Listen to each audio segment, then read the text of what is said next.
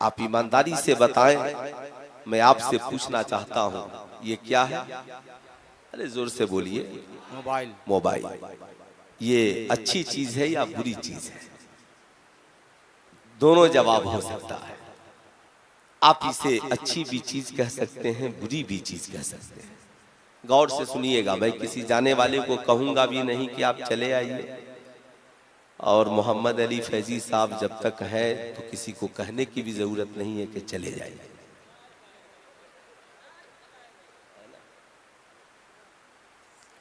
माशाअल्लाह, मैं तो अक्सर साथ में रहा हूं ना, मैं तो सिर्फ ड्यूटी की मसरूफियत की वजह से तो अभी एक दिन हसन भाई ने फ़ोन किया तो कहा कि हज़रत तारीख चाहिए। मैं बोला तो मेरा जाना बहुत मुश्किल है, कहा बहुत अजीब मसला है।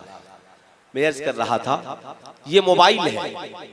एक नौजवान ने मोबाइल इसलिए खरीद लिया कि मैं विदेश जाऊंगा, कमाऊंगा, फिर माँ से बात करने के लिए मोबाइल चाहिए, बीवी बाल बच्चों की खबरों खैरियत के लिए मोबाइल चाहिए, कुरान शरीफ कहां कहां लेकर घूमूंगा, चलो इसी मोबाइल में कंजुल ईमान डाउनलोड कर लूंगा, चलो गाने बहुत लोग सुनते हैं, मैं इसी मोबाइल में सरकार की नातें सुनूंगा, इसी मोबाइल में कुछ मसाइल की किताबें पढ़ लूंगा, उलमाए अहले सुन्नत की तकारीरें सुन लूंगा, मुफ्तियाने दीन मतीन की कुछ मसाइल जान लूंगा।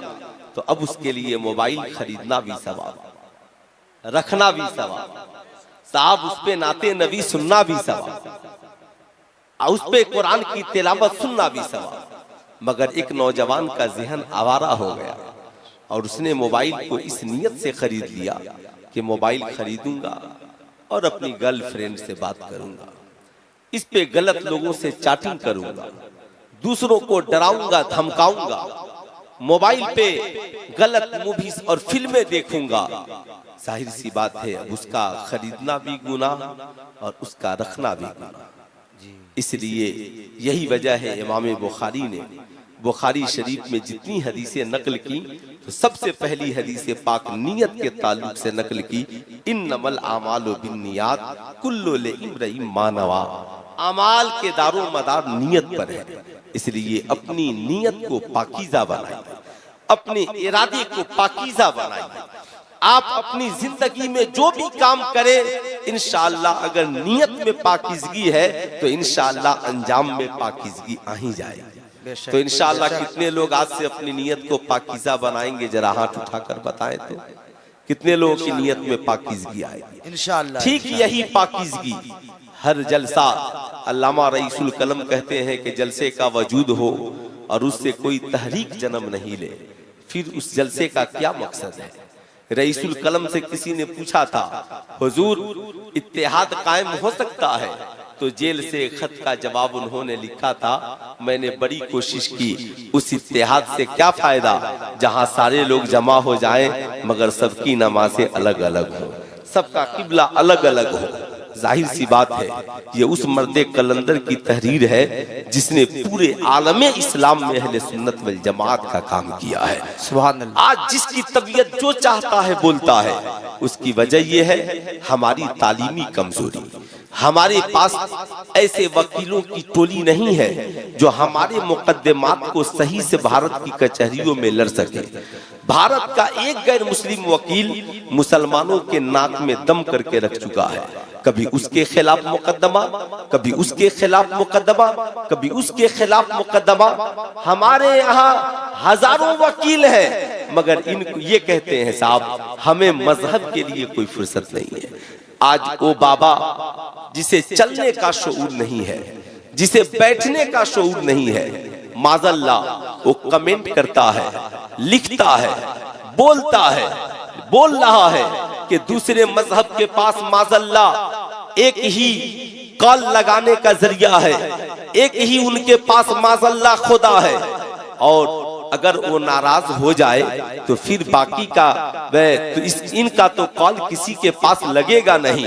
माज़ल्लाह हमारे पास तो इतनी सूरतें हैं कि इनको कॉल नहीं तो उनको लग जाएगा, उनको कॉल नहीं तो उनको लग जाएगा, उनको कॉल नहीं तो उनको लग जाएगा।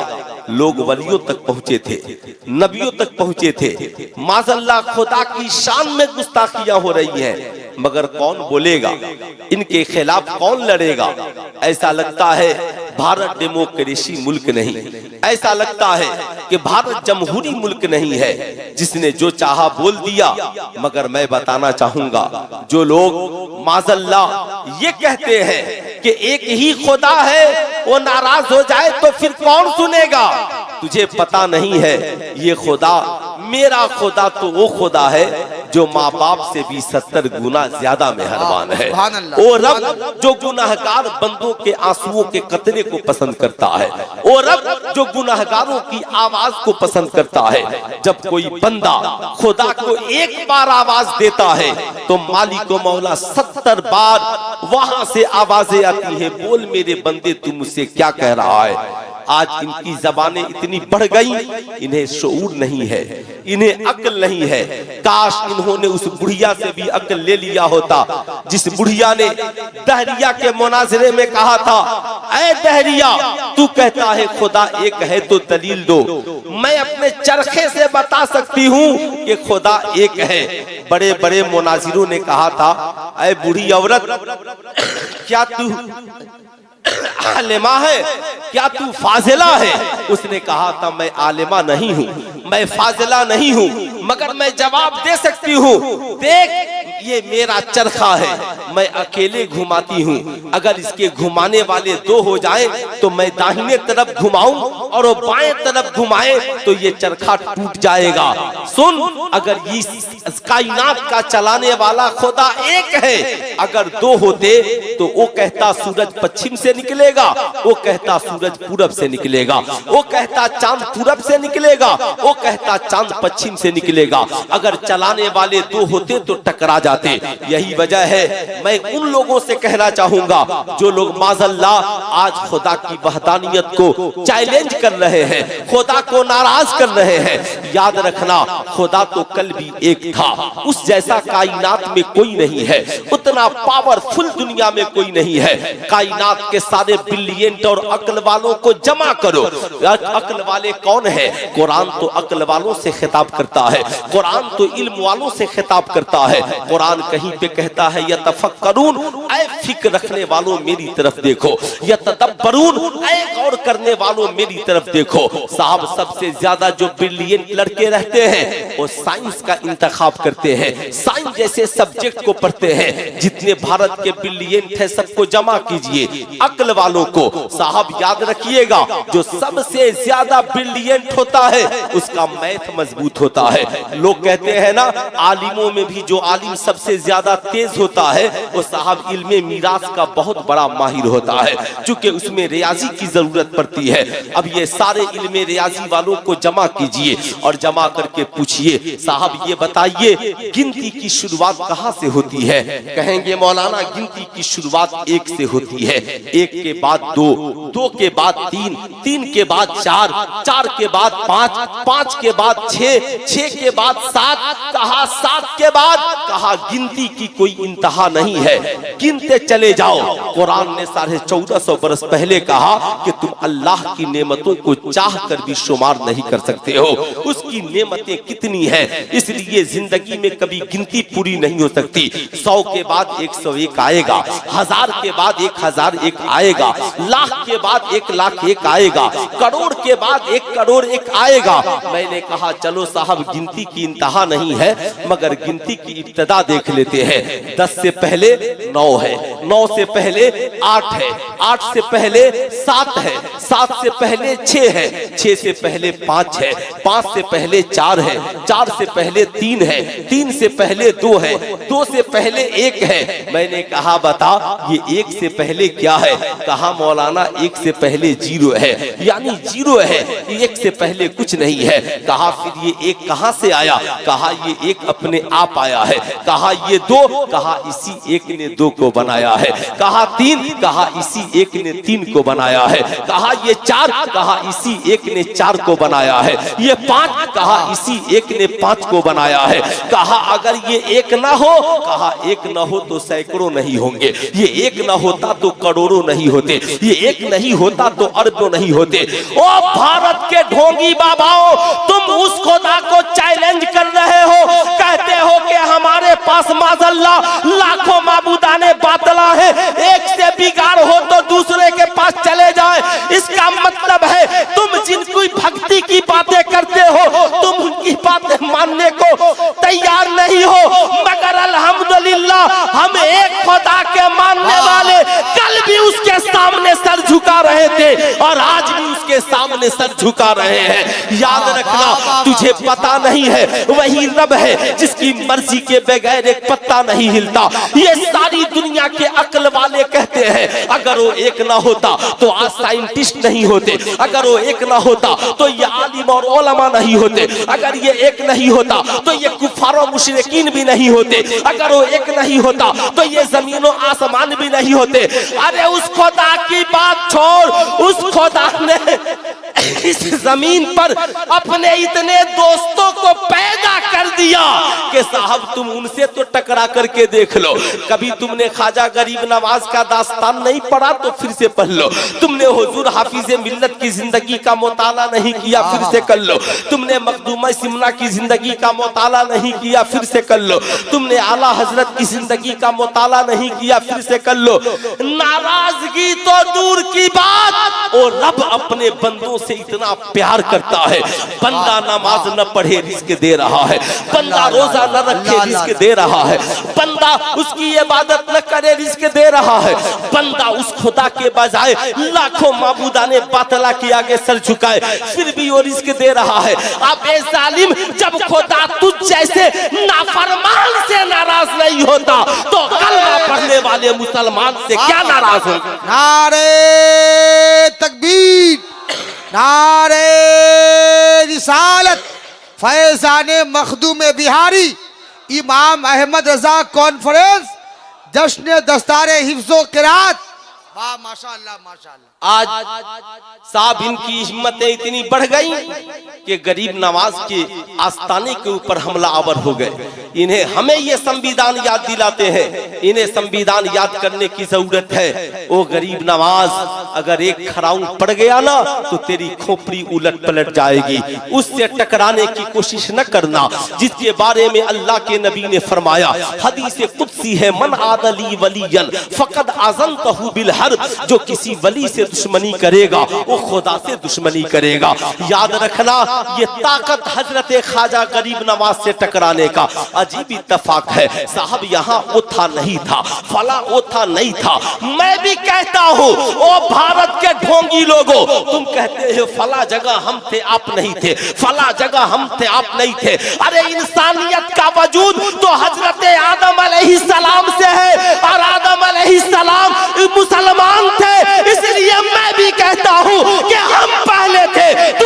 तुम जैसे पाखंडियों का भारत क्या पूरी दुनिया में कहीं पे वजूद नहीं। हक है, हक है। बताओ, पूरी दुनिया में कहीं वजूद नहीं था। लेकिन मैं अपनी कौम के नौजवानों से कहूंगा, मैं आपको जज्बात दिलाने नहीं आया हूं कि आप उठिए और गोलियां चला दीजिए। मैं आपको ये जज्बात दिलाने के लिए नहीं आया हूं आप उठिए और किसी के ऊपर बम बरसा दीजिए। याद रखिएगा, आज कुछ लोग साहब हमारी कौम की बेटियों के नकाब वाली तस्वीरें फेसबुक पर डाल रहे हैं और पत्थर उनके हाथ में है और दिखला रहे हैं कि ये भारत की हिंदू बेटी है जिसने लाखों पदक जीतकर इंडिया को दिए हैं। इतनी हिंदू बेटियों की फिक्र है तो भारत की उस पहलवान बेटी के बारे में क्या कहोगे जो मुसलमान नहीं थी, हिंदू थी, कई पदक जीतकर उसने भारत के नाम रोशन किए, मगर उसकी इज्जत लूटने वाला इंडिया में कौन था? क्या कोई मुसलमान था? क्या कोई कलमा पढ़ने वाला था? क्या कोई गरीब नवाज का मानने वाला था? नहीं, तुम्हारे ही लीडर थे जिन्होंने उस लड़की की इज्जत लूटी थी और दिल्ली के इंडिया गेट पर बैठकर अपनी इज्जत की गुहार लगाती रही। मगर उसे टांग कर पुलिस वालों ने फेंक दिया और उसकी एक सुनवाई नहीं हुई। मैं कहता हूं ये इस्लाम है, इस्लाम। पत्थर की बात करते हो, अरे हम तो उस नबी के मानने वाले हैं, पत्थर चलाने वाले को मुसलमान नहीं बल्कि नबी का किरदार देखो। ये पत्थर चलाना मुसलमानों का किरदार नहीं, ताइफ का मैदान है। मेरे नबी इस्लाम की तबलीग के लिए गए हैं, अल्लाह की वहदानियत की गुफ्तगू हो रही है। ऐ ताइफ के लोगों, कलमा पढ़ लो, सच्चाई के राह पे आ जाओ, करोड़ों माबूदाने बातिला को छोड़ दो। बदले में पत्थर चलाए जा रहे हैं। मुस्तफा करीम के नालैने मुबारक खून से भर गए हैं। सोचो, जरा सा जिस्म जख्मी है, चलने की सलाहियत सकत बाकी नहीं है। एक बागीचे में बैठ जाते हैं, इतने में फरिश्ते हाजिर होते हैं, कहते हैं या रसूल अल्लाह, अगर आपकी इजाजत हो जाए तो इस पहाड़ को उन पे पलट दिया जाए। या रसूल अल्लाह, आपकी इजाजत हो जाए तो इनको निस्तो नाबूद कर दिया जाए। सरकार कहते हैं नहीं नहीं, याद रखना, मैं इनके लिए बद्दुआ करने के लिए नहीं आया, बल्कि मैं तो इनकी हिदायत की दुआ करने के लिए आया हूँ। अल्लाह के नबी अर्ज़गुज़ार दुआ फरमाते हैं, मालिको मौला इन्हें हिदायत दे दे। ऐ लोगों, याद रखना, अल्लाह के नबी ने सहाबा से कहा था, ऐ सहाबा, तुम जिनके बारे में कह रहे हो, एक दिन आएगा इसी ताइफ के मैदान में माबूदाने बातिला का नाम लेने वाला कोई नहीं होगा, और ताइफ की जमीन पर अगर परचम लहराएगा तो मजहब इस्लाम का लहराएगा। आज ताइफ की जमीन पर वही हुआ। इसलिए याद रखना, पत्थर चलाना ये इस्लाम का किरदार नहीं, बल्कि पत्थर खाकर भी दुआएं देना ये मुस्तफा जाने रहमत का किरदार। वाह, सुभान अल्लाह, सुभान अल्लाह। नारे तकबीर, नारे रिसालत। इमाम अहमद रजा कॉन्फ्रेंस, जश्न दस्तारे हिफ्ज़ो किरात, फैज़ाने सरकारे सुरकाही। आमिना के लाल की सुन्नत है, इसलिए हमें न घबराओ।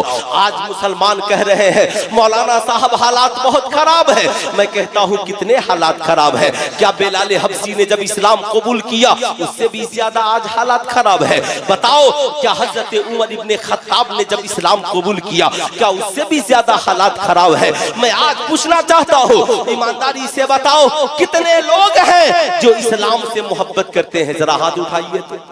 सारे लोगों को मोहब्बत है ना? अब हाथ नीचे रख लीजिए। इस्लाम से मोहब्बत है, माशाअल्लाह। हमारे शोराए इस्लाम भी पढ़ते हैं, इस्लाम रहेगा, इस्लाम रहेगा, लेकिन कैसे रहेगा? इस जलसे में जितने लोग नौजवानों के सरों पर टोपियां नहीं है, क्या किसी ने मना किया कि तुम टोपी पहनकर जलसे में मत जाना?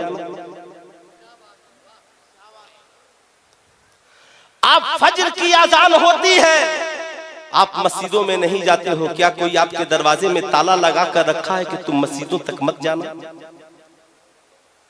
आपके घरों में कुरान है मगर आप कुरान नहीं पढ़ते हो, क्या kiसी ने कहा कि कुरान की तिलावत की आवाज आएगी तो हम जाकर कोर्ट में मुकदमा दर्ज कर दें? आज हमारी बेटियों के सरों से दुपट्टा उतर रहा है और मजारों पर 1 लाख चादरें चढ़ रही हैं। बताओ ईमानदारी से, मजारों पर चादरें चढ़ाना ज्यादा जरूरी है या बेटियों के सरों पे दुपट्टा चढ़ाना ज्यादा जरूरी है? अरे फैसला आप कीजिए, क्या चढ़ाना जरूरी है? क्यों? आला हजरत ने तो लिखा कि मजार शरीफ पर 1 चादर चढ़ाई ताकि पता चले ये अल्लाह के वली की कब्र है। मगर हम लोगों ने इतनी चादरें चढ़ा दी ना कि अब साहब बड़े बड़े मजावीरों ने चादर पे निशानियां लगा दी। आप इधर चढ़ाए उधर भी उठ करके चादर चली। चादर का कारोबार गर्म हो गया। उसकी वजह सिर्फ ये है कि लोग इल्म छोड़कर जिहालत की अंधेर कोठरी में कदम रखकर 5-5 अंगूठियां पहनकर, सोने का चैन पहनकर और हाथ में कड़ा पहनकर मजाविद बन गए।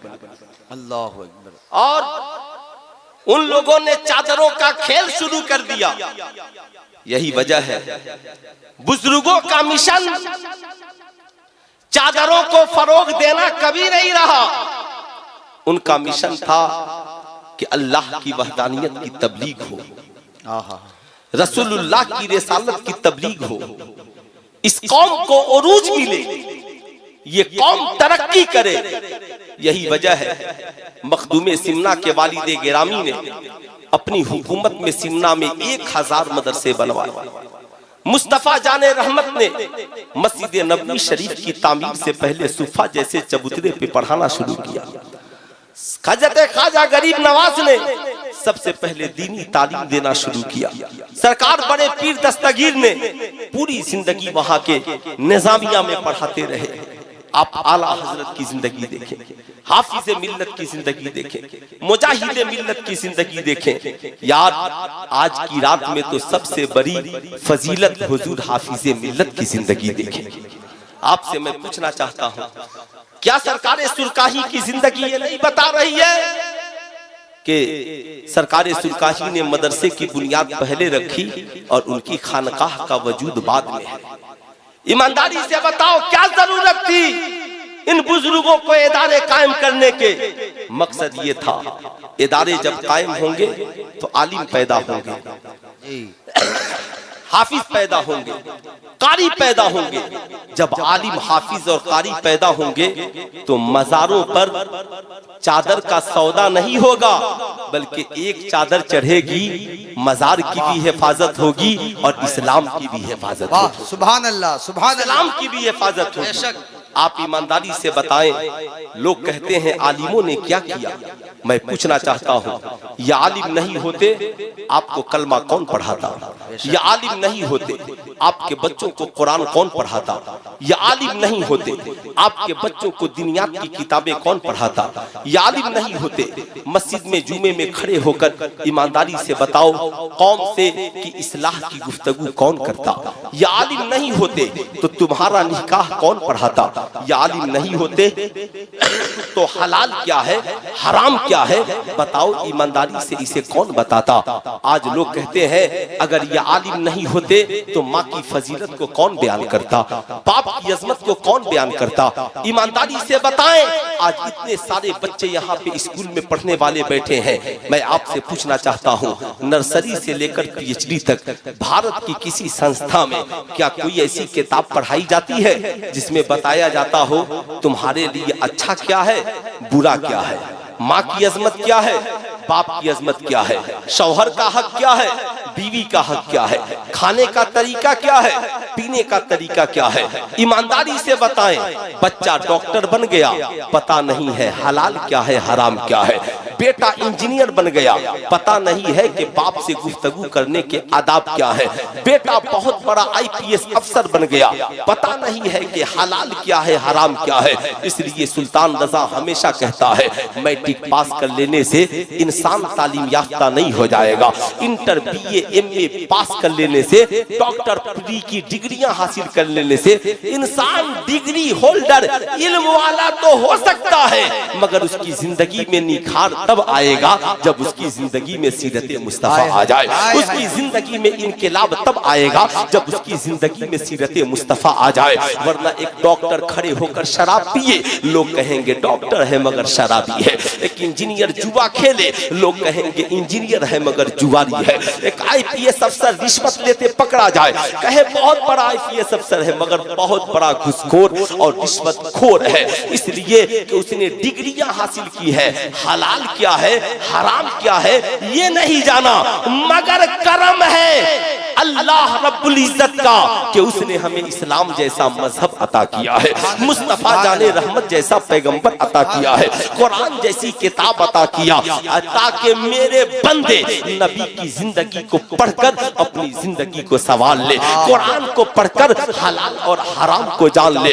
याद रखिएगा, ईमानदारी से बताएं, इस्लाम वो प्यारा मजहब है जिसने सबसे पहले ऐलान किया, तलबुल इल्म फरीज़तुन अला कुल्ले मुस्लिमिन व मुस्लिमा, इल्म हासिल करना हर मुसलमान मर्द औरत पर फर्ज है। मगर इससे मुराद मैट्रिक की डिग्रियां नहीं है, इससे मुराद इंटर की डिग्रियां नहीं है, इससे मुराद BA की डिग्रियां नहीं है, बल्कि इससे मुराद ये है एक इंसान पैदा हो तो उसे पता हो इबादत किसकी करनी है, रिसालत का इकरार किसके लिए करना है, उसे पता हो हमारा ईमान अकीदा क्या है, उसे पता हो नमाज का तरीका, रोजे का तरीका क्या है, उसे पता हो तिहारत, गुस्ल और वजू के मसाइल और पाकी के मसाइल क्या है। वो मुसलमान हो तो इतना पता हो समाज में क्या हलाल है और क्या हराम है।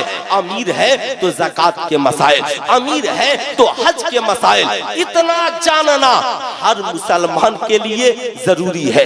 मर्द हो, औरत हो, बच्चा हो, बूढ़ा हो, जवान हो, इंजीनियर हो, डॉक्टर हो, प्रोफेसर हो। यही वजह है आपने देखा होगा इल्म के हिसाब से समाज में सबको इज्जत मिलती है।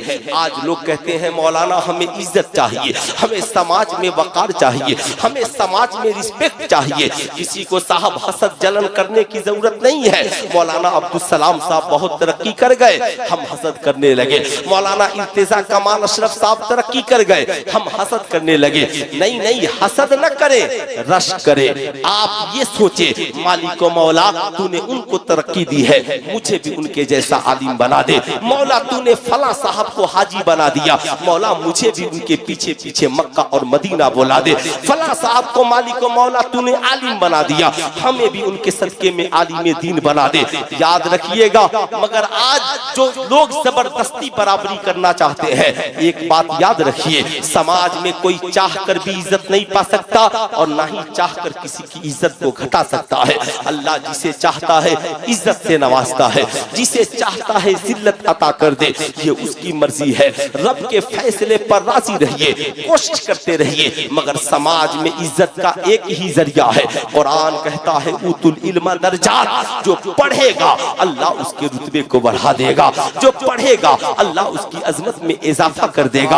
आपने देखा होगा डॉक्टर अपने इल्म के मुताबिक इज्जत पाता है, इंजीनियर अपने इल्म के मुताबिक, प्रोफेसर अपने इल्म के मुताबिक, आलिम अपने इल्म के मुताबिक, हाफिज अपने इल्म के मुताबिक। समाज में सारे लोग अपने अपने उलूम के मुताबिक इज्जत पाते हैं। लेकिन आपने ऐसा नहीं देखा होगा कि एक शख्स डॉक्टर हो और इंजीनियर के पीछे हाथ बांधकर खड़ा हो, इंजीनियर हो प्रोफेसर के पीछे हाथ बांधकर खड़ा हो, प्रोफेसर हो साइंटिस्ट के पीछे हाथ बांधकर खड़ा हो।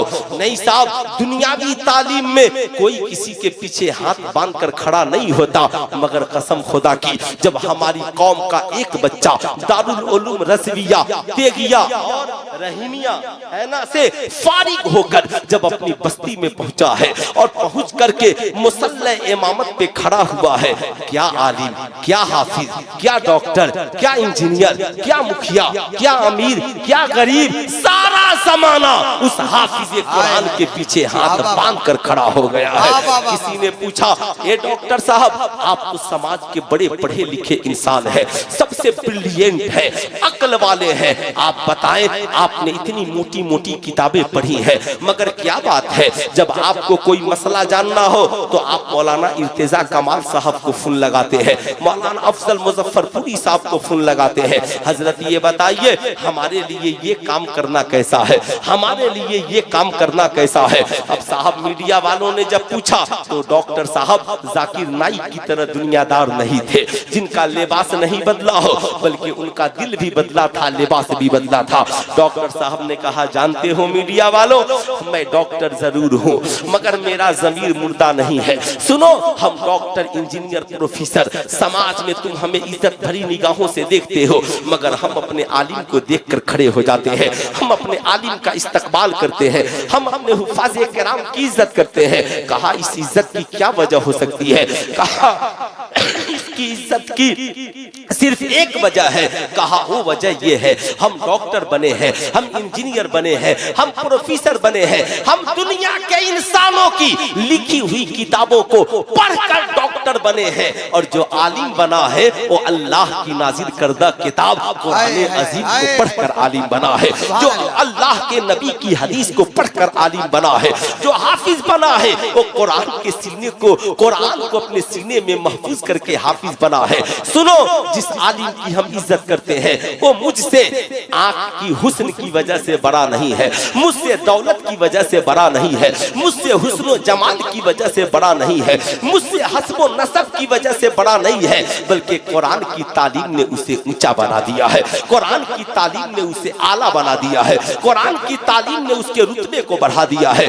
आज मैं अपनी कौम के नौजवानों से पूछना चाहता हूँ, साहब सिलेबस के हिसाब से इंडिया में पढ़ाई होती है, आप ईमानदारी से बताएं जितनी सिलेबस की किताबें चलती हैं, मैट्रिक के लिए सिलेबस अलग है, इंटर के लिए सिलेबस अलग है, बीए के लिए अलग है, इंजीनियरिंग के लिए अलग है, डॉक्टर के लिए अलग है। ऐसा आपने देखा है डॉक्टर इंजीनियर की किताब पढ़ रहा हो, इंजीनियर प्रोफेसर की किताब पढ़ रहा हो, प्रोफेसर साइंटिस्ट की किताबें पढ़ रहे हो, मैट्रिक का बच्चा इंटर की किताब पढ़ रहा हो, इंटर का बच्चा बीए की किताब पढ़ रहा हो, साहब 5 क्लास के बच्चे मैट्रिक की किताबें पढ़े?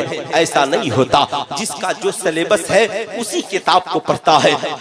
लेकिन दुनिया में अल्लाह ने एक ऐसी किताब को नासिल किया, अल्हम्दुलिल्लाह, जिसे देखो उस किताब को पढ़ रहा है, डॉक्टर भी उस किताब को पढ़ रहा है, इंजीनियर भी उस किताब को पढ़ रहा है, प्रोफेसर भी उस किताब को पढ़ रहा है, आलिम भी उस किताब को पढ़ रहा है, पीर भी उस किताब को पढ़ रहा है, मुरीद भी उस किताब को पढ़ रहा है, इमाम भी उस किताब को पढ़ रहा है, मुक्तदी भी उस किताब को पढ़ रहा है, बाप भी उस किताब को पढ़ रहा है, माँ भी उस किताब को पढ़ रही है, अमीर भी उस किताब को पढ़ रहा है, गरीब भी उस किताब को पढ़ रहा है। जानते हो उसी किताब को कुरान अजीम कहा जाता है। सुभान अल्लाह। किताब का क्या नाम है? पूरा मजमा हाथ उठाकर बोल दे, क्या नाम है? कुरान। जरा जोर से बोले, क्या नाम है? कुरान। कितने लोगों के घरों में कुरान है? जरा हाथ उठाइए तो। माशाअल्लाह, सबके घरों में कुरान है। क्या बात है। अगर आपके घर में कुरान है तो दुनिया की बहुत बड़ी दौलत आपके घर में है। लेकिन मैं आपसे पूछना चाहता हूँ, ईमानदारी से बताएं, कुरान सिर्फ रखने से काम चलेगा या कुरान को पढ़ने की जरूरत है, कुरान पे अमल करने की जरूरत है? आज कितने मुसलमान हैं जो कुरान को उतार कर कंजुल ईमान की शक्ल में पढ़ते हैं? मैं आपसे कहूँगा, जब कुरान रखिए तो कंजुल ईमान रखिए। इसलिए कुरान का तर्जमा कंजुल ईमान अगर आपके पास है, आप जितनी आयतें पढ़ेंगे कभी गुमराह नहीं होंगे बल्कि हिदायत तक पहुंच जाएंगे। इसलिए कंजुल ईमान रखिए। मैं आपसे पूछना चाहता हूं, किताब एक है, मैट्रिक का बच्चा भी पढ़ रहा है, इंटर का बच्चा भी पढ़ रहा है। मैंने डॉक्टर साहब से कहा, डॉक्टर साहब आप कुरान क्यों पढ़ रहे हैं? कहा मौलाना नहीं मालूम है, कुरान ने रिसर्च का दरवाजा खोल दिया है। सबसे पहले जिसने इंसान की तख्लीक पे गुफ्तगू की वो कुरान है, जिसने कहा खोलेकल इंसान मिम्मा इंदाफिक, हमने इंसान को उछलते हुए पानी से पैदा किया है। यखरुजु बैन सुल्बे व तराई, जो मर्द के रीढ़ की हड्डी से और औरत के सीने के दरमियान से निकलता है। ये कुरान है जो रिसर्च का दरवाजा खोल रहा है। मैंने देखा साइंटिस्ट कुरान पढ़ रहे हैं। अल्लाह अकबर। अभी तो ताजा खबर में पता चला कि पहले सिर्फ यहूदी कुरान पढ़ते थे या इस्लाम पढ़ते थे, मगर अब तो आरएसएस के लोग कुरान पढ़ रहे हैं। साहब, उन्होंने अपने कितने लोगों को मौलवी बना करके रखा है जो सिर्फ उन्हें ये बताएं कि माज़अल्लाह कुरान में कहां पर क्या, साहब माज़अल्लाह कुरान में कमी निकालने के लिए उन्होंने आलिमों को तैयार किया। जैसे हमारे यहाँ की जमात, याद रखिएगा, हमारे उलमा पहले बताते थे, उलमाए अहले सुन्नत के देखो देवबंदियों से कुरान न पढ़ना, अकीदा बिगड़ जाएगा। अहले हदीसों से कुरान मत पढ़ना, अकीदा बिगड़ जाएगा। साहब वहाबियों से कुरान मत पढ़ना, अकीदा बिगड़ जाएगा। मैंने कहा हुजूर कुरान तो वही है। कहा कुरान वही है मगर उस्ताद जैसा होगा शागिर्द वैसा ही बन जाएगा। करम है अल्लाह का जिसने हमें इमाम अहमद रजा जैसा अजीम इमाम अता किया और उन्होंने कुरान का तर्जमा कंजुल ईमान हमें अता किया। याद रखिएगा, इसलिए कि देवबंदी जब कुरान उठाएगा और कहेगा वमा, कहेगा साहब कि कुल इन्नमा अना बशरुम मिस्लुकुम, अल्लाहु अकबर, कहेगा क्या तुम कुरान में नहीं पढ़ते? माज़अल्लाह नबी हमारी तरह बशर है, मगर उसके आगे भूल जाता है फर्क ये है बशर वो भी हैं हम भी हैं, मगर उन पे वही का नुज़ूल होता है, हम पर वही का नुज़ूल नहीं होता है। जाहिर सी बात है ये बात तब वो बताएगा जब हमारा आलिम इश्क मोहब्बत के इमाम बरेली के इमाम अहमद रजा खान का तर्जमा कंजुल ईमान पढ़ा होगा। जाहिर सी बात है, याद रखिएगा साहब, जब कोई अहले हदीस देवबंदी या बदअकीदा से कुरान पढ़ेगा, कहेगा नहीं नहीं इल्मे गैब की कोई दलील माज़अल्लाह कुरान में नहीं है, मगर जब हमारा कोई सुन्नी आलिम कुरान उठाएगा पढ़ेगा, नहीं अल्लाह 30वें पारे में फरमाता है मा हुवा अलल गैब बेदनीन, ये वो नबी है जो गैब बताने में बखील नहीं है। अल्लाहु अकबर। इसलिए याद रखिए उस्ताद का बेहतर होना जरूरी है।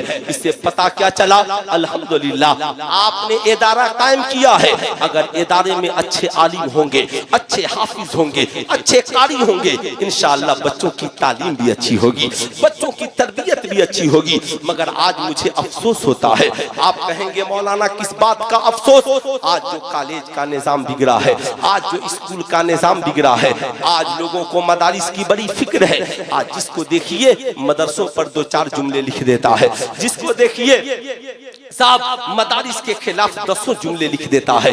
आज साहब हुकूमत भी मदारिस के खिलाफ, उसके कारकुनान भी मदारिस के खिलाफ, हमारे यहाँ अमीर भी मदारिस के खिलाफ, पढ़ा लिखा तबका मदारिस के खिलाफ। जो ही मदरसे में दस्तारबंदी का जलसा हो, साहब लोग आते हैं, कहते हैं मौलाना साहब आप लोग मदारिस में इतने पैसे खर्च करते हैं, ये बताइए बच्चों को कंप्यूटर पढ़ाते हैं, बच्चों को साइंस पढ़ाते हैं, बच्चों को तारीख पढ़ाते हैं, बच्चों को इंग्लिश हिंदी पढ़ाते हैं।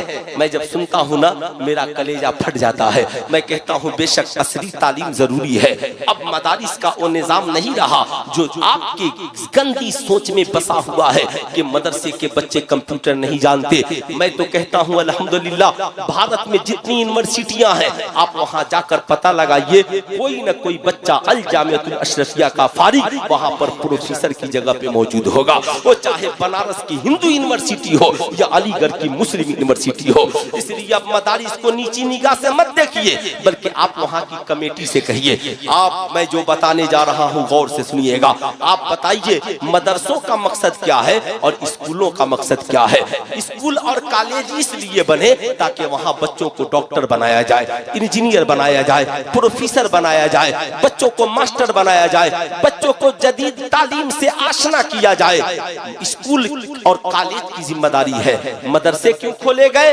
ताकि यहाँ अच्छे हाफिज बनाए जाए, अच्छे कारी बनाए जाए, अच्छे आलिम बनाए जाए, अच्छे मौलाना मुफ्ती बनाए जाए। ईमानदारी से बताइए समाज में अगर अच्छे डॉक्टर की जरूरत है, अच्छे इंजीनियर की जरूरत है, अच्छे प्रोफेसर की जरूरत है, अच्छे वकील की जरूरत है, जज की जरूरत है, IPS अफसर की जरूरत है, तो समाज को अच्छा बनाने के लिए अच्छे आलिम की जरूरत है कि नहीं? बेशक बेशक। अरे बोलिए हाथ उठाकर, अच्छे आलिम की जरूरत है कि नहीं है? बेशक। अच्छे मुफ्ती की जरूरत है कि नहीं है? आप ईमानदारी से बताइए। मुझे अगर जिस्म बीमार हो तो आप कहते हो मौलाना साहब अच्छा डॉक्टर बताइए, चाहे जितना फी लगे, महंगा इलाज हो, हम इलाज वही कराएंगे। बोलिए कराते हैं कि नहीं कराते हैं? कराते हैं ना। मुजफ्फरपुर का कोई बहुत बड़ा डॉक्टर है और साहब एक गरीब आदमी भी हो ना तो चंदा करके इलाज कराता है। मैं आपसे पूछना चाहता हूँ, जिस्म बीमार हो तो महंगे डॉक्टर का इंतखाब करते हो। आज पूरा समाज बीमार है, माशरा बीमार है, बेटियों की रूह बीमार है, औरतों की रूह बीमार है, किरदारों करेक्टर बीमार है। आप इसके इलाज के लिए अच्छे आलिम का इंतखाब क्यों नहीं करते? अच्छे इमाम का इंतखाब क्यों नहीं करते? मैं कहता हूँ कि साहब ठीक है, बड़े दिनों के बाद जलसे हुए, अगर आप लोग सिर्फ बदलाव लाए ना तो मस्जिद के अंदर भी जलसा हो सकता है, लेकिन आप लोग उस लायक नहीं होते कि आप लोग मस्जिद में आए। आपकी तबीयत नहीं लगती है। हम पैसे बचा सकते हैं। मैं कहता हूँ साल में 5-10 जलसे मत कीजिए, 3-4 लाख रुपया का बैलेंस बनाइए और आप अपनी मस्जिद में जो इमाम रखिए उसका मेयार ऊंचा रखिए। हाफिज हो, आलिम हो, मुफ्ती हो, 10,000 नहीं 30,000 तनख्वाह दीजिए, 40,000 तनख्वाह दीजिए, कितने खर्च होंगे पैसे? 4 लाख खर्च कीजिए सालाना। अब उस आलिम से काम लीजिए। आलिम साहब, मैं आपकी सारी खिदमत कर रहा हूँ, मगर आप मेरी मस्जिद में दरसे कुरान एक वक्त शुरू कर दीजिए, बच्चों को नमाज की तालीम शुरू कर दीजिए। मैं कहता हूँ बड़ी बड़ी कॉन्फ्रेंसों से जो मसाइल हल नहीं होंगे, आप अपने इलाके की इन उलमा की कदर कीजिए। एक रोज की मेरी तकरीर से इनकलाब नहीं आ सकता। आप कितना हूँ बड़ा खतीब बुला लीजिए, हम लोग एक रोज तकरीर करेंगे, नजराने लेंगे, चले जाएंगे। इनकलाब तो तभी आएगा जब ये हमारी जमात के जो उलमा बैठे हैं ना, इन आलिमों की दावत कीजिए। वो दावत नहीं जिसमें आपने साहब 500 लोगों को बुला लिया, नहीं, बंद कीजिए ये दावत। नहीं, आप अपने घर में एक मिजाज बनाइए, दीनी मिजाज। आज संडे का दिन है, छुट्टी है, मैं भी घर पर, बीवी भी, बच्चे सब घर पर। आज बोलिए आलिम साहब, असर बाद 10-20 मिनट मेरे यहाँ आपकी दावत। आज मैं आपसे पूछना चाहता हूँ, ईमानदारी से बताइए, वकील के पास जाइए और उसके चेम्बर में बैठकर कहिए दांत में दर्द है, पेट में दर्द है, वकील बैठाने देगा कि भगा देगा? बोलिए, भगा देगा, है ना? चचा को जगा दीजिए। अब इस बुढ़ापे में मैं तो बूढ़े लोगों को परेशान नहीं करना चाहता, है ना साहब? आप डॉक्टर के चेम्बर में चले जाइए और बोलिए मेरी फला जमीन को फला ने हड़प लिया है। कहेगा हम यहाँ इलाज करने बैठे हैं कि तुम्हारी जमीन का फैसला करने बैठे हैं? आपसे मैं पूछना चाहता हूँ, किसी साइंसदान के पास जाइए और जाकर बोलिए कुरान में ये लिखा है, हदीस में ये लिखा है। वो कहेगा सुनिए हम जदीद रिसर्च के लिए बैठे हैं। अब मैं आपसे पूछना चाहता हूँ, बुरा मत मानिएगा, कुरान में तो हर इल्म मौजूद है, इसलिए साइंटिस्ट की क्या मजाल और औकात क्यों इनकार कर दे। लेकिन मैं आपसे पूछना चाहता हूँ, डॉक्टर इंजीनियर की बात नहीं सुनेगा, इंजीनियर साहब वकील की बात नहीं सुनेगा, जज डॉक्टर की वकालत को पसंद नहीं करेगा। मगर आलिम का हाल ये है कि जब आप आलिम से मिलते हो तो आलिम दीन सिखाने के लिए है। आप बताओ ईमानदारी से, आले नबी औलादे गौसे आजम सैयद इमामुद्दीन हाशमी साहब किबला की तशरीफ आवी। नारे तकबीर, नारे रिसालत, मसलके आला हजरत, फैजाने सरकार सुरकाही। माशाअल्लाह, सुभान अल्लाह, माशाअल्लाह। तशरीफ रखे हजरत अल्लामा सैयद इमामुद्दीन हाशमी साहब किबला तशरीफ ले आए। आप इसलिए 10-20 मिनट पहले आप मुझे इत्मीनान से सुन ले बैठे। इजाजत है? बोलूं?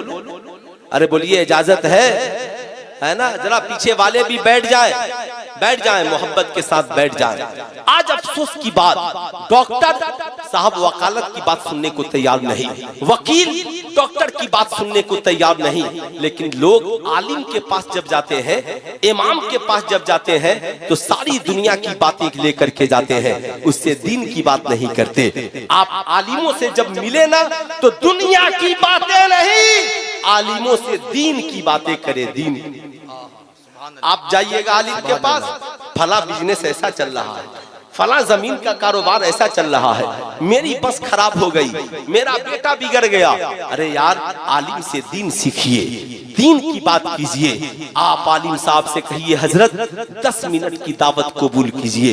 अल्हम्दुलिल्लाह, पूरा मजमा मिलकर खड़े होकर इस्तकबाल कीजिए। पीरे तरीकत, रहबरे राहे शरीयत, गुले गुलजारे सरपरस्ते जलसा के तशरीफ आवी। नारे तकबीर, नारे रिसालत, मसलके आला हजरत, फैजाने सरकार सुरकाही, उलमाए किराम। माशाअल्लाह, आने दीजिए, तो आने दीजिए, वो कुर्सियां हजरत को उठा लीजिएगा। माशाअल्लाह।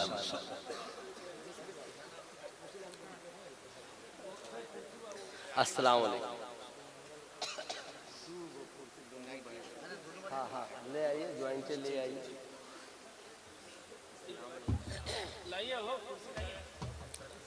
माशाअल्लाह, एक ऐसा पीर, सिलसिले तेगिया का एक ऐसा पीर जिसकी खाकसारी का जवाब नहीं। माशाअल्लाह, पूरी जिंदगी मसलके आला हजरत की तबलीग करते रहे, सिलसिले तेगिया के नशर साथ का काम करते रहे। अल्लामा फूल हसन साहब किबला तेगी दामत बरकातहुल आलिया वल कुद्सिया। माशाअल्लाह, सुने तो मैं ये अर्ज कर रहा था कि आप डॉक्टर से दूसरी बात नहीं, इंजीनियर से दूसरी बात नहीं कर सकते, लेकिन आप लोग जब आलिम से मुलाकात होती है तो आप आलिम से बीवी की बात, बच्चों की बात, जमीन की बात, तिजारत की बात, उनसे दीन की बात क्यों नहीं करते? आप क्यों नहीं कहते हजरत ईमान क्या है, अकीदा क्या है, बताएं नमाज का तरीका क्या है, वुज़ू का तरीका क्या है, ज़कात के मसाइल क्या है, बीवी का हक क्या है, बेटे की तरबियत का इस्लाम ने क्या तस्वूर दिया।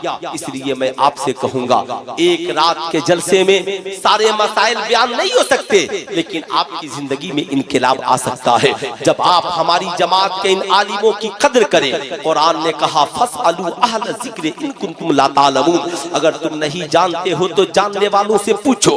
आप अपनी जमात के आलिम को बुलाए, हुजूर चाय पर तशरीफ ले आए। आलिम दिन जब तशरीफ ले गए, औरतों को पर्दे में बैठा दे, मर्द हजरात इधर बैठ जाए, ज्यादा कोई हंगामा नहीं।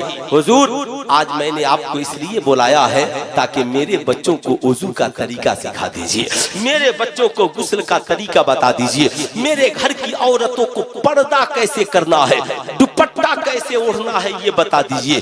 किसी दिन बुला लिया, कहा कि बहू का सास ससुर पर क्या हक है और सास ससुर का बहू पर क्या हक, हजरत ये बता दीजिए। अगर आपने ये मुख्तसर प्रोग्राम सिर्फ अपने घर के लिए इन आलिमों को बुलाकर शुरू कर दिया और आपको जो नजराने बनते हैं, साहब डॉक्टर को फी देते हैं कि नहीं देते हैं, इंजीनियर को फी देते हैं कि नहीं देते हैं, वकील को फी देते हैं कि नहीं देते हैं, मगर हमारा आलिम डिमांड नहीं करेगा।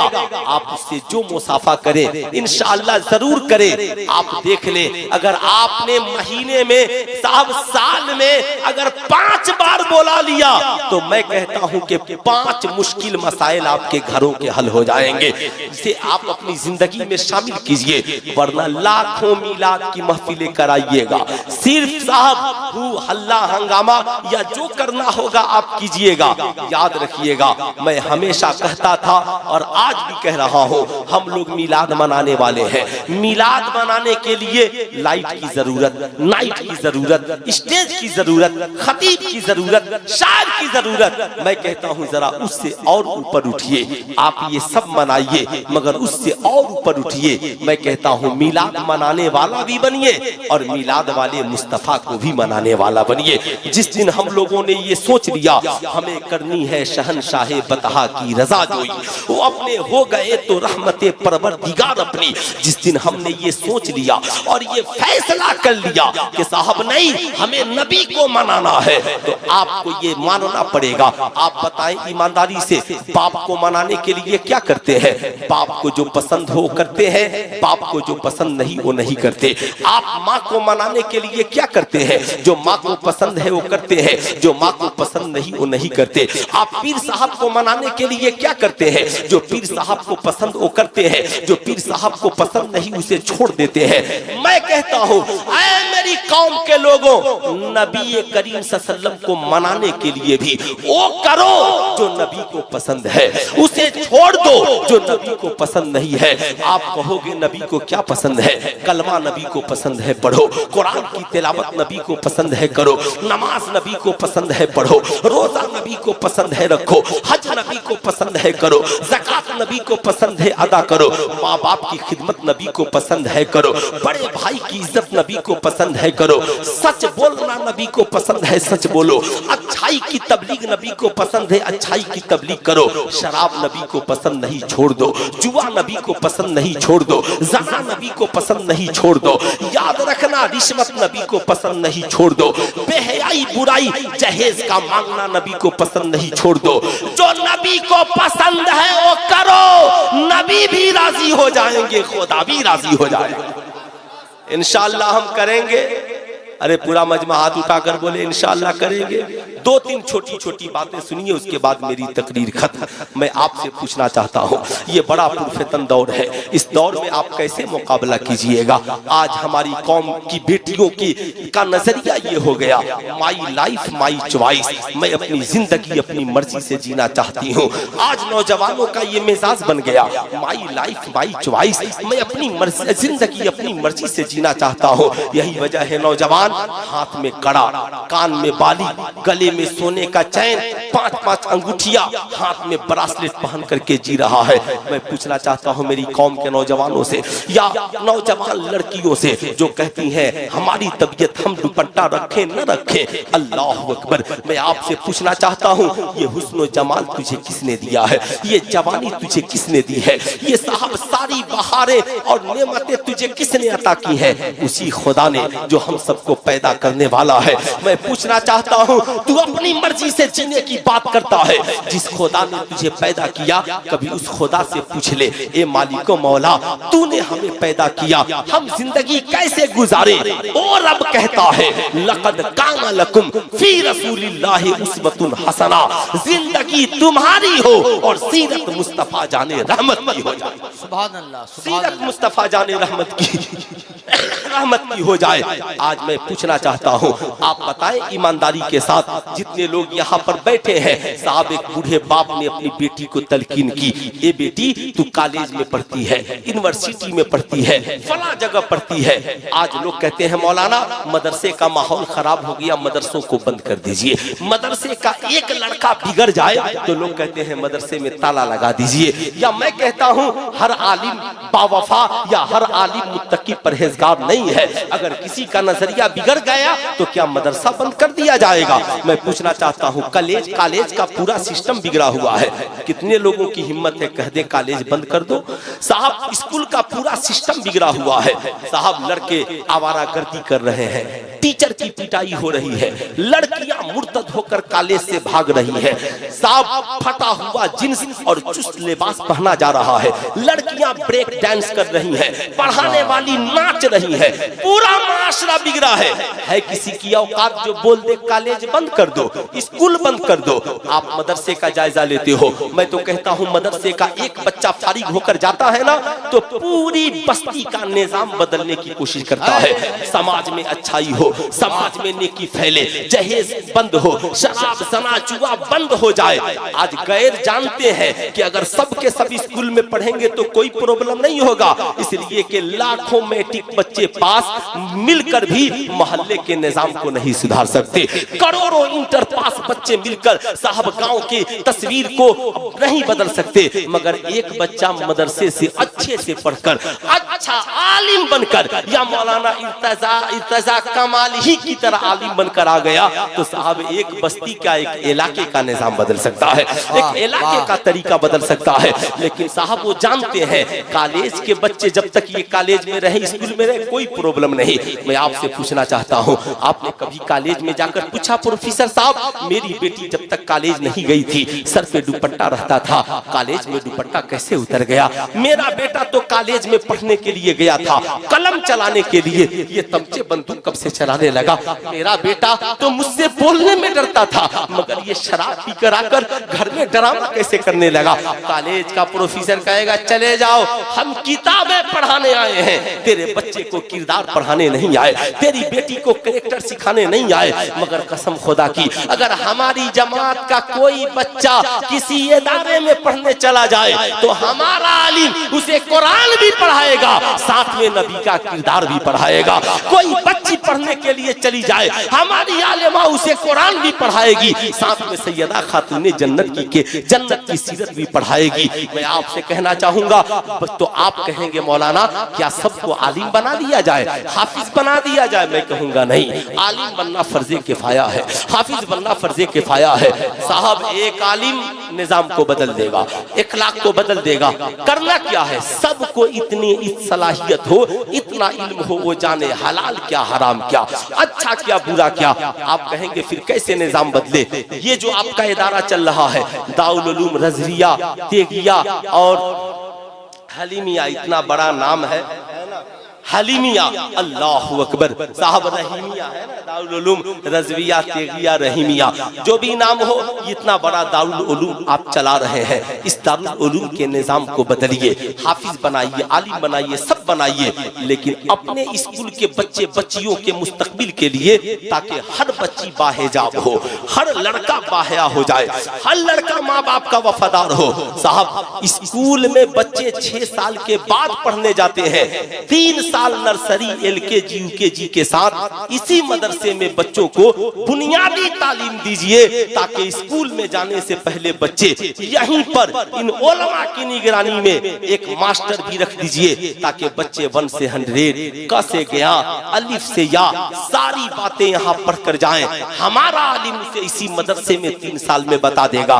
नमाज, रोजा, कलमा साथ में बताएगा। शराब पीना हराम, जुआ खेलना हराम, जना हराम, लड़कियों को बताएगा हया किसे कहते हैं। जाहिर सी बात है, अब हमारे बच्चे बच्चियां जब यहाँ से स्कूल जाएंगे, कोई कॉलेज का आवारा लड़का कहेगा चल शराब पीते हैं, कहेगा ना, बचपन में मौलवी साहब ने दारुल उलूम में पढ़ाया था शराब पीना हराम है, मैं पानी तो पी सकता हूँ मगर कभी शराब नहीं पी सकता।